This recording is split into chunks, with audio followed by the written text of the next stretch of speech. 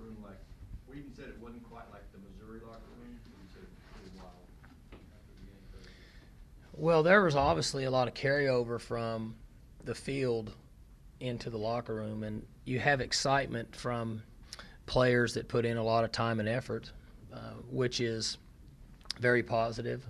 This is an emotional game, and it's an emotional football game, I should say, not just an individual game, but football at this level is very emotional. And so there was a lot of carryover in the locker room, but then it settled down pretty fast, which I was pleased with because I worry more about that night and the next day than I do what's going on at that particular time. But they need to be able to celebrate with the students and the fans. They need to be able to enjoy the success that they've had. And they, for 4 or 5 hours, people can tell them how good they are and make them feel good about it. And then, the next day we can correct that as coaches. So what were your thoughts as Dan Bailey was getting ready to go out there and go for that kick? What were your thoughts and emotions? Well, one, I was glad that Sean had intercepted the ball and that we were attempting that field goal and not them. Two, I felt really good about the snap, the hold, and the kick. And three, I was glad that we had a veteran, experienced young man who was going to attempt that field goal. Those were the three things that I thought about that time. What color are his shoes like? Bill, not to make a comparison here. I don't want to ruffle any feathers, but my 9-year-old asks me that all the time, and I honestly, until he brought it up, I don't really pay attention to it. But when he brought it up a while back, I started to look. The color of John's shirt, the color of that orange shirt up there. He's got more than one pair, and I don't really know why he changes. And he's had different colors on in practice. And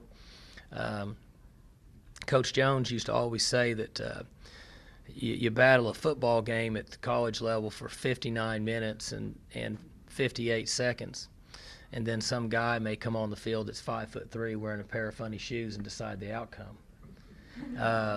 Now Dan's not 5'3", but he is a guy that's wearing funny shoes. So I'm not sure what the color of his shoes are, but as long as it makes him kick good, I'm for him. He said he's had them a while, and they're so worn out that he has to super glue them together because he's superstitious that won't have to break it. That could very well be true.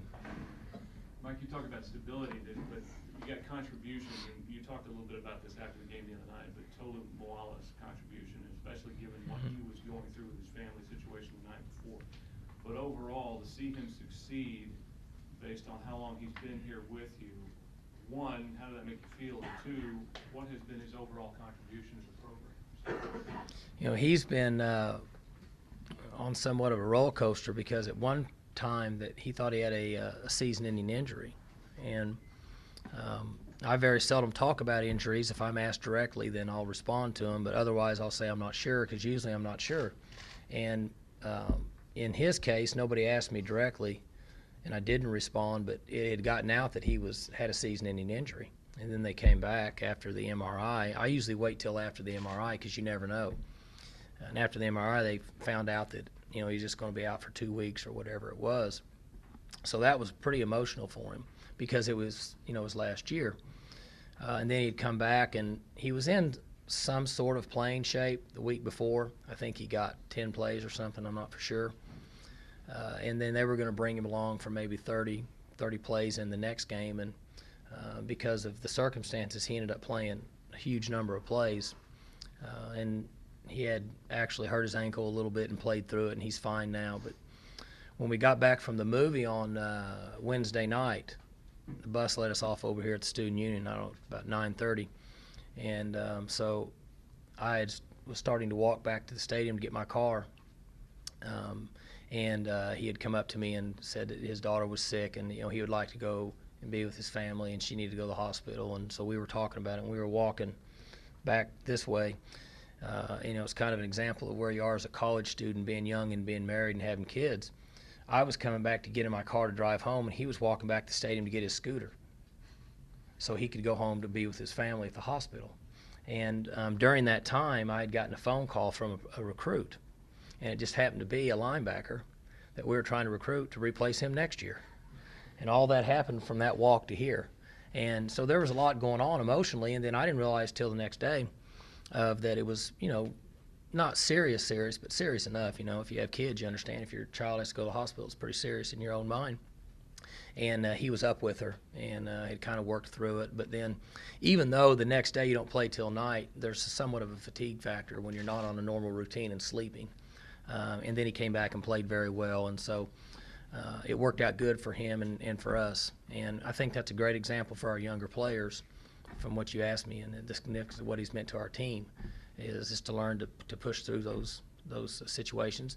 There's personal issues going on everywhere, and one of the biggest battles in college football from a coaching standpoint is dealing with personal issues of the players, things that are going on outside of football to be able to keep them focused to practice well to perform on a Saturday or a Friday night for this week. Did you know that he was hollering at Sean Lewis to pitch him the ball on that interception? No, I he was not says aware it's of that. because of his rugby background. Well, he does that some in practice. When he intercepts the ball, he pitches it. And I actually thought he did that just to irritate me. I didn't know that he had a rugby background. And I did not know he was asking for Sean to pitch the ball to him.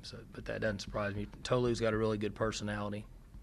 Would you have been for that, him pitching the ball to No. No, I'm not for that.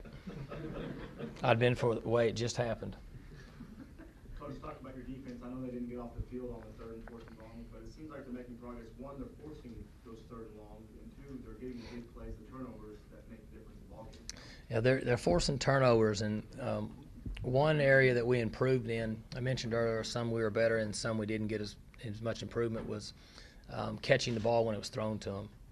And we had worked on that in practice and understood the importance of when you have an opportunity to make an interception, you need to make those plays. And so they have done that, but we have to improve and be more productive on third and longs and fourth downs.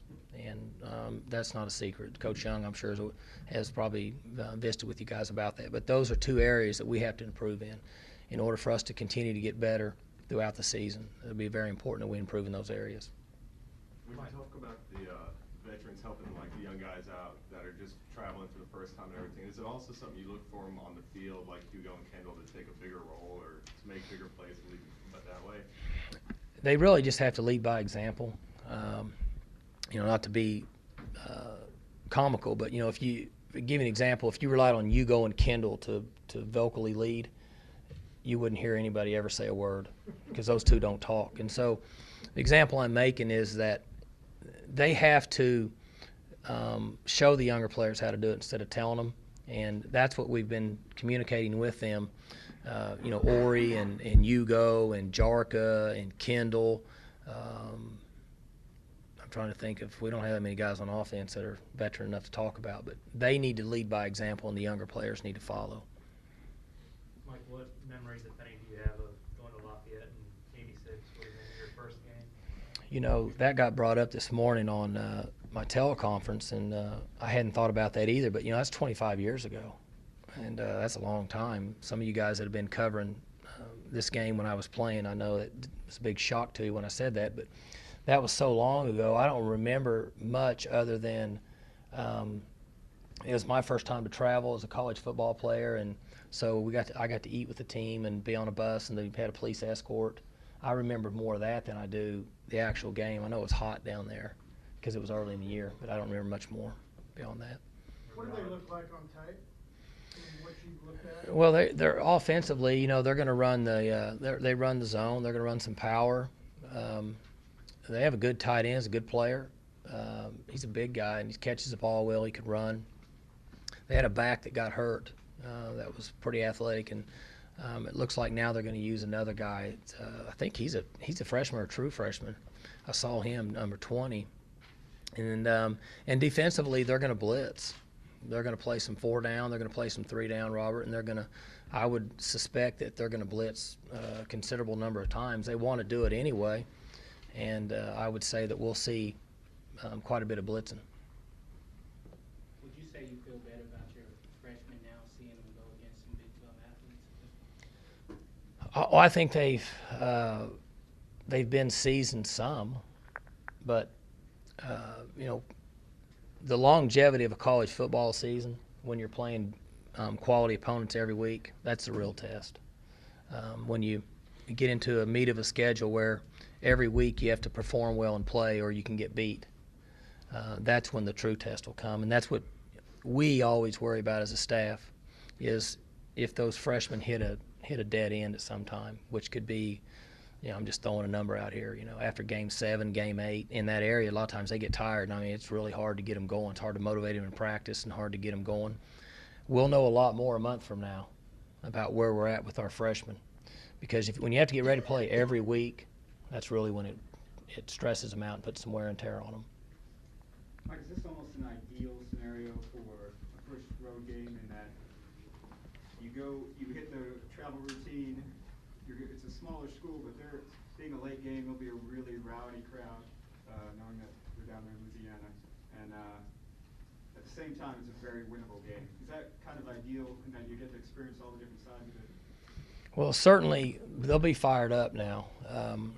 It'll be a big night for them, and obviously it'll be a night that the students are there with the TV. So you're not going to have a stadium size-wise that would be maybe comparable to some in this league, but from a noise level, they'll be very excited, and they'll try to make it as hostile environment as possible. So it'll be a challenge for our players to compete in that environment, but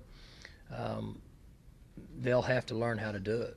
They might as well learn now, because from this point on, we're going to have a number of games on the road, and it'll be important that they go out and play well and rely on each other, lean on each other, and we'll go in there with 70 of them, and they have to realize that 70 of them have to come out with a win. Am I good? Good. All right.